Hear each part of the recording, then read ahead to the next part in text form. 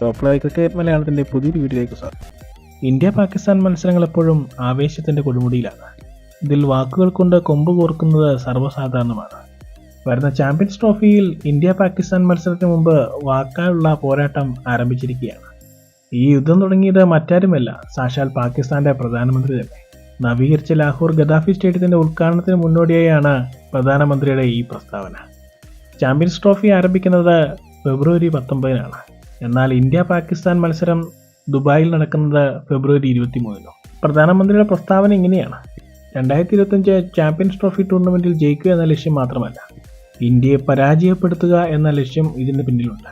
ഇതിനായി രാജ്യം ഒന്നടങ്കമുള്ള പൂർണ്ണ പിന്തുണ ടീമിനുണ്ടെന്നും പ്രധാനമന്ത്രി പറഞ്ഞു. ഫെബ്രുവരി 23-ന് ദുബായിൽ വെച്ചാണ് ഇന്ത്യ പാകിസ്ഥാൻ പോരാട്ടം. BCCI ഇന്ത്യൻ ടീമിനെ പാകിസ്ഥാനിലേക്ക് അയക്കില്ല എന്ന തീരുമാനമെടുത്തത് പിന്നാലെയാണ് ദുബായിലേക്ക് ഇന്ത്യയുടെ മത്സരങ്ങൾ മാറ്റിയത്. ഇതിൽ പാകിസ്ഥാന് പൂർണ്ണ അതൃപ്തിയുണ്ട്. എങ്കിലും ICCയുടെ തീരുമാനത്തിലാണ് ഇന്ത്യയുടെ മത്സരങ്ങൾ ദുബായിൽ വെച്ച് നടത്താൻ തീരുമാനിച്ചത്. ഇത്തരം ക്രിക്കറ്റ് വാർത്തകൾക്കായി ഈ ചാനൽ സബ്സ്ക്രൈബ് ചെയ്യുക.